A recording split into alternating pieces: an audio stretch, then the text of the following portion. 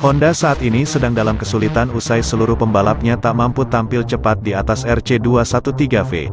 Hal ini diperburuk dengan Marc Marquez yang harus menepi dalam waktu lama usai melakoni operasi keempat pada lengan kanannya.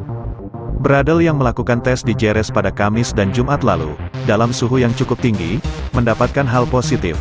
Ini memastikan Honda RC213V dapat dikendarai dalam suhu ekstrim, mengingat itu menjadi masalah besar saat di Sachsenring.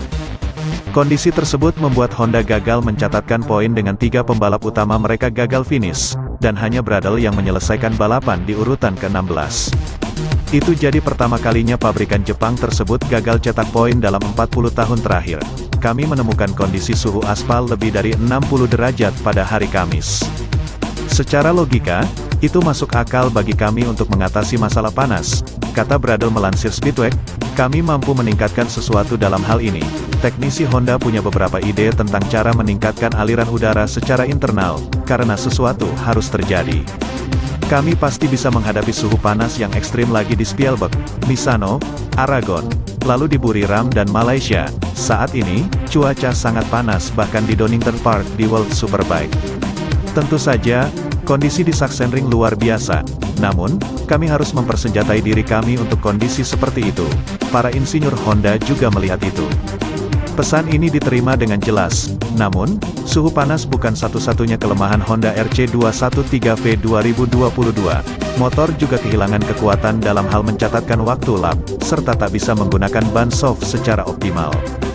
Sejauh ini, Pol Espargaro meminta lebih banyak daya cengkeram pada ban belakang.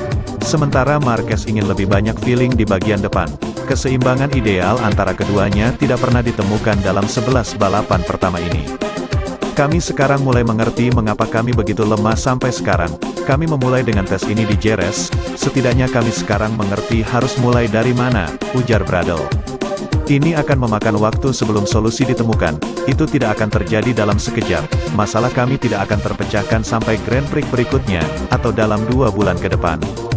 Tapi kami perlahan mulai memahami apa yang salah. Ada bagian serius di area sasis yang perlu diubah, tapi itu bisa dilakukan.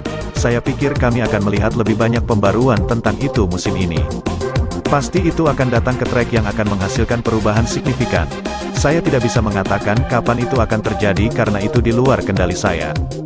Sementara itu, Miller menjadi salah satu pembalap yang langsung terjun ke MotoGP tanpa melewati Moto2, ketika dipromosikan oleh Honda untuk memperkuat LCR Honda pada 2015. Namun, selama 3 tahun mengendarai Honda RC213V, Miller gagal menemukan performa terbaiknya.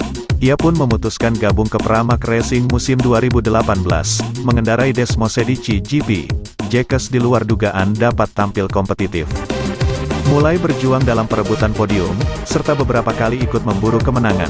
Kinerja menawan itu lantas membuat sang pembalau dipercaya untuk memperkuat tim pabrikan Ducati mulai 2021 hingga akhir musim 2022. Tahun depan, Miller pindah ke KTM untuk mencoba peruntungannya menggeber RC16 yang masih dalam proses pengembangan. Awal karir saya di MotoGP tidak berjalan mudah. Saat itu, saya memperkuat tim satelit Honda bersama Cal Crutchlow di LCR. Seharusnya itu menjadi tahun Moto2, kata Miller seperti dilansir Motosan. Motor Honda saat itu tidak memiliki gearbox yang mulus, atau kereta katup pneumatik. Elektroniknya juga tak berfungsi. Pada musim rookie, saya berhasil mengalahkan pembalap Honda lainnya di MotoGP, seperti Nicky Hayden dan Eugene Laverty yang mengendarai motor serupa. Lalu, saya pindah ke Mark VDS Honda dan mendapatkan motor tim pabrikan. Itu motor yang bagus, itu tahun pertama saya mengendarai motor MotoGP yang sebenarnya.